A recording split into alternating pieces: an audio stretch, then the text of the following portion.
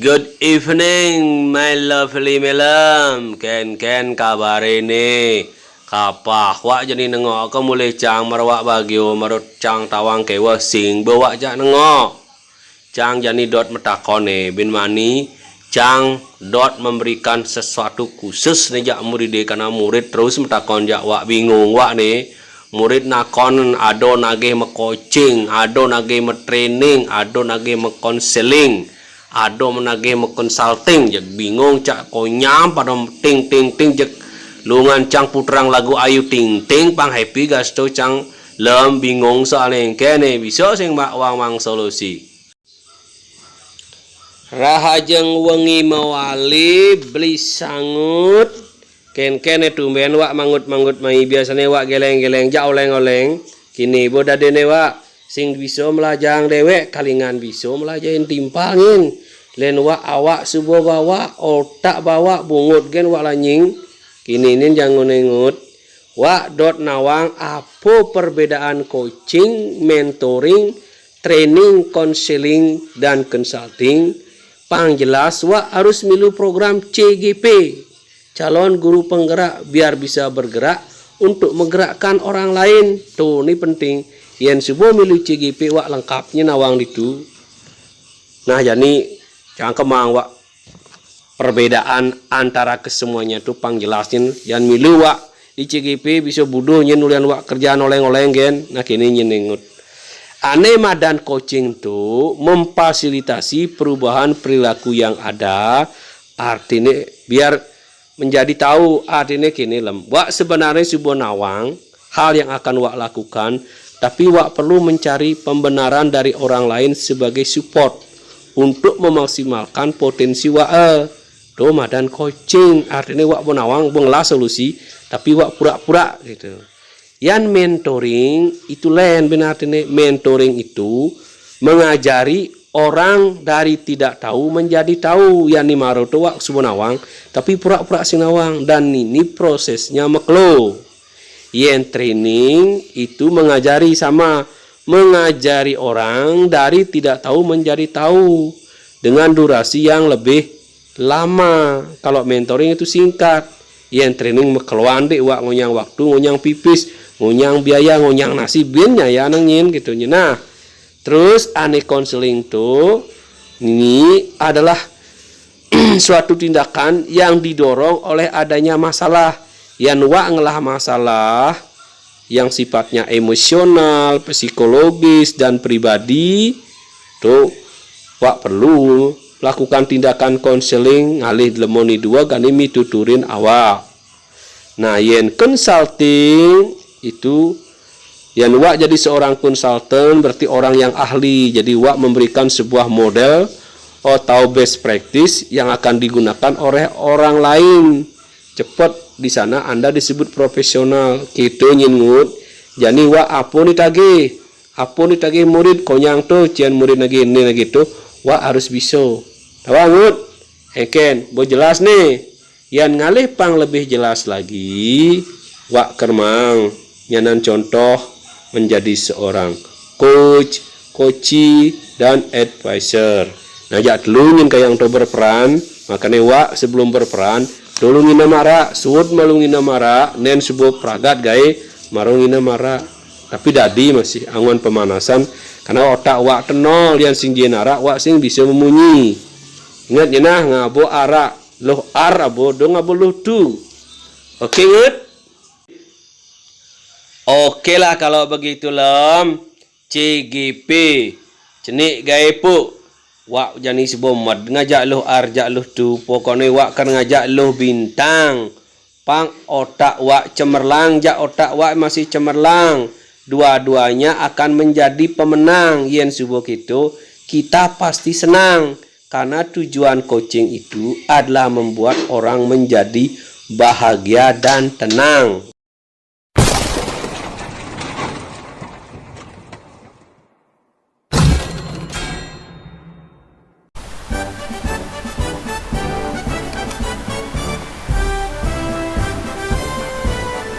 Oke, selamat malam teman-teman CGP Angkatan 6 yang hebat dan luar biasa. Kali ini saya akan menjelaskan materi koneksi antar materi modul 2.3 coaching supervisi akademik. Seperti apa materinya nanti saya jelaskan detail ya. Di sini nama saya sendiri Iwayan Suice SS, CGP Angkatan 6 dari SMKN 1 Tabanan, Bali. My lovely Fasil, di sini ada Bapak Gusti Komang Atmaja.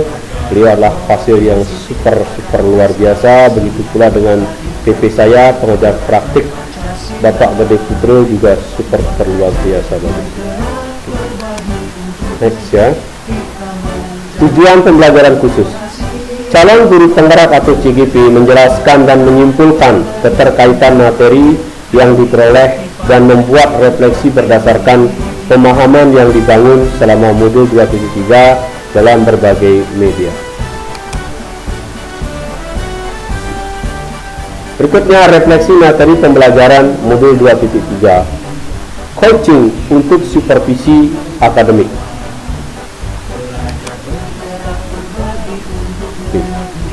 Coaching. Pengertian coaching adalah sebuah proses kolaborasi yang berfokus pada sebuah solusi yang berorientasi pada hasil dan sistematis, di mana coach memfasilitasi peningkatan atas performa kerja, pengalaman hidup, pembelajaran diri, pertumbuhan pribadi dari coachee. Paradigma berpikir coaching itu ada 4 ya. Yang pertama, fokus pada coachee yang akan dikembangkan. Yang kedua, bersikap terbuka dan ingin tahu. Yang ketiga, memiliki kesadaran diri yang kuat. Nomor 4, mampu melihat peluang baru dan masa depan. Oke, prinsip coaching. Prinsip coaching ini ada 3. Kemitraan, yaitu dalam coaching posisi coach terhadap coachee-nya adalah mitra.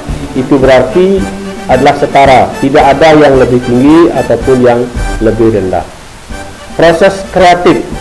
Proses kreatif ini dilakukan melalui percakapan yang 2 arah, memicu proses percakapan coachee, memetakan dan menggali situasi coachee untuk menghasilkan ide-ide baru. Yang 3, memaksimalkan potensi.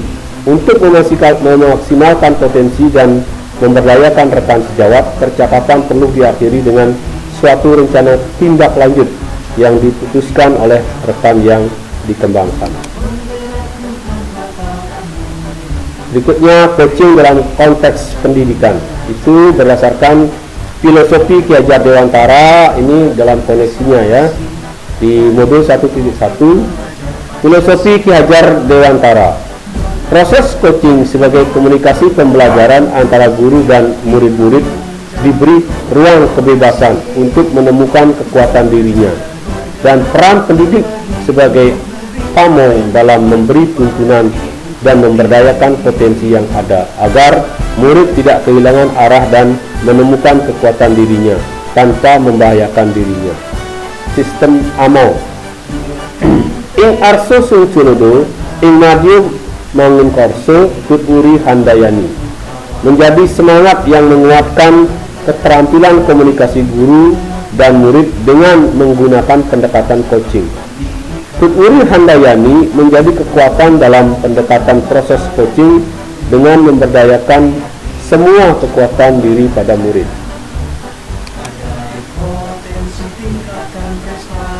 Kompetensi inti coaching itu ada 3. Yang pertama, kehadiran penuh. Di kelanjutannya yang tadi yang 3, sekarang yang 3 lagi.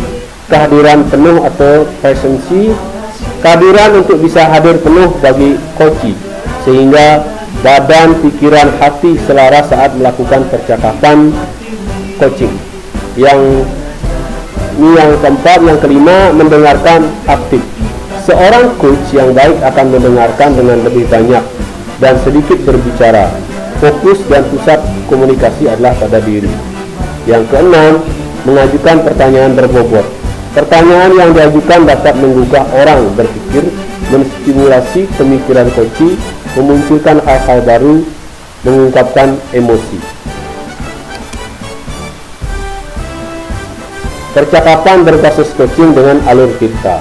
Di alur kita ini siklusnya yang T itu artinya tujuan, yang I identifikasi, yang R rencana aksi, dan yang T atau TA tanggung jawab. Yang pertama, coach perlu mengetahui tujuan yang hendak dicapai coach dari sesi coaching ini.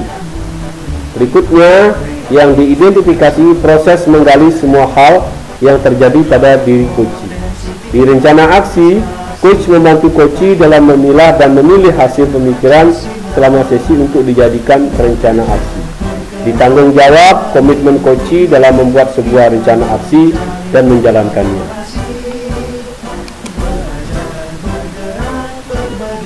Oke, berikutnya supervisi akademik dengan paradigma berpikir coaching. Itu ada dua ya. Yang pertama, supervisi akademik perlu dimaknai secara positif sebagai kegiatan berkelanjutan untuk meningkatkan kompetensi guru dalam memimpin pembelajaran, dalam mencapai tujuan pembelajaran yang berpihak pada anak. Yang kedua, beberapa prinsip-prinsip supervisi akademik dengan paradigma berpikir coaching meliputi: yang pertama, ada kemitraan konstruktif, terencana, reflektif, objektif, berkesinambungan, dan komprehensif. Siklus dalam supervisi klinis pada umumnya meliputi 3 tahap, yaitu yang pertama pra-observasi, yang kedua observasi, dan yang ketiga pasca observasi. Oke, berikutnya pengalaman reflektif terkait pengalaman belajar. Yang pertama, emosi yang dirasakan. Tergugah untuk giat belajar, mendapatkan pemahaman yang baik tentang coaching untuk supervisi akademik yang baik. Berikutnya, tertantang untuk berpraktik baik coaching dengan murid dan rekan guru agar mendapatkan keterampilan yang baik sehingga kedepannya bisa melakukan coaching untuk supervisi akademik. Yang kedua, yang sudah baik dan yang perlu diperbaiki. Mendapatkan pemahaman materi coaching dan sudah dipraktekkan.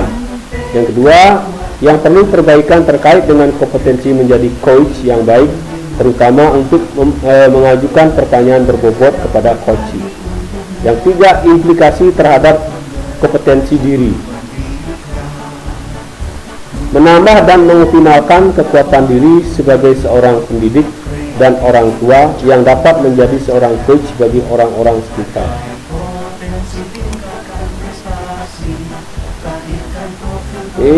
Sekarang ada di refleksi analisis untuk implementasi dalam konteks calon guru penggerak.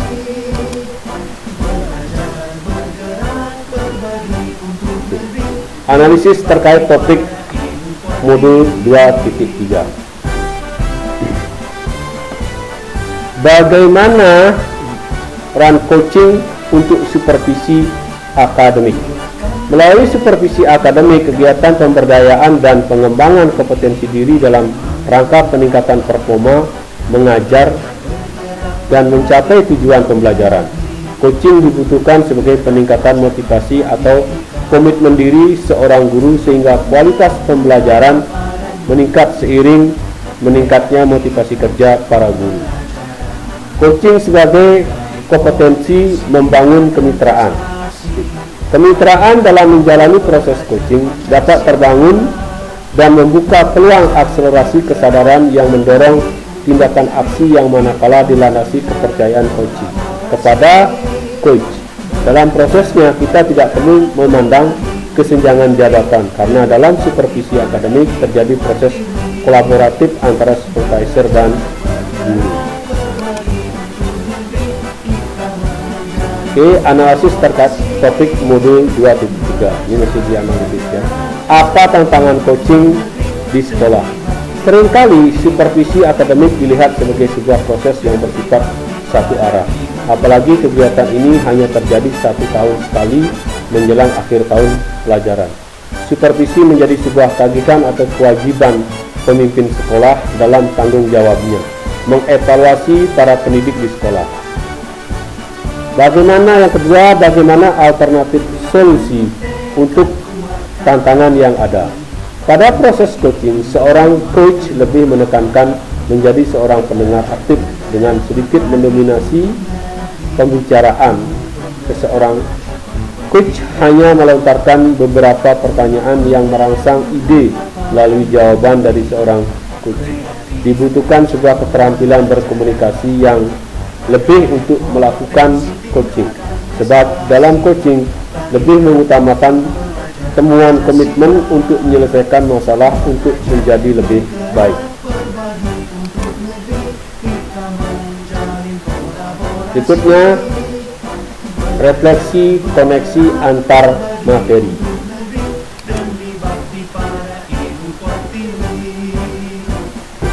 Dua titik 3, coaching untuk supervisi akademik. Koneksi antar materi di pembelajaran modul 2.1 itu topiknya adalah pembelajaran berdiferensiasi. Koneksinya antar materinya adalah dalam pembelajaran berdiferensiasi diadakan pemetaan dengan 3 cara. Yang pertama ada minat siswa, yang kedua kebutuhan belajar siswa, yang ketiga profil belajar siswa. Pemetaan ini dilakukan coach sebagai data dalam proses coaching, sehingga murid mampu mengoptimalkan potensi yang ada dalam dirinya untuk menemukan solusi yang terbaik. Di modul 2.2 itu topiknya adalah pembelajaran sosial emosional. Ada beberapa hal yang harus dipahami dalam kompetensi sosial emosional: kesadaran diri, pengelolaan diri, kesadaran sosial, keterampilan berrelasi, dan pengambilan keputusan yang bertanggung jawab. Kompetensi sosial emosional atau KSE digunakan seorang pendidik dalam proses coaching kepada coach agar terjadi pengendalian diri dan emosi untuk coach dan coach, serta menimbulkan rasa empati dan rasa sosialisasi dalam mengambil keputusan yang tepat. Berikutnya, peran sebagai seorang coach di sekolah dan keterkaitannya dengan materi sebelumnya di paket modul 2, yaitu pembelajaran berdiferensiasi dan pembelajaran sosial emosional. Dalam kompetensi coaching dan TIRPA sebagai alur percakapan coaching mewajibkan kita sebagai coach untuk dapat melakukan kehadiran penuh, salah satunya dengan kegiatan stop. Yang pertama stop adalah stop, check break, observe, dan proceed. Dan mindfulness atau kesadaran penuh, mindfulness listening, mendengarkan dengan kesadaran penuh yang telah kita pelajari di modul 2.2. Pembelajaran sosial emosional, salah satu prinsip coaching adalah memaksimalkan potensi dan memaksimalkan rekan sejawat. Percakapan perlu diakhiri dengan suatu rencana tindakan lanjut yang diputuskan oleh rekan yang dikembangkan, yang paling besar kemungkinan berhasilnya. Karena potensi coaching yang beragam, maka keterampilan sosial emosional diperlukan untuk memaksimalkan potensi coaching.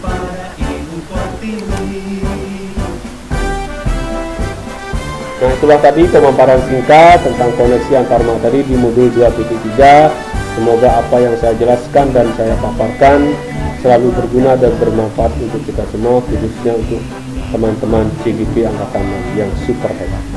Thank you for watching.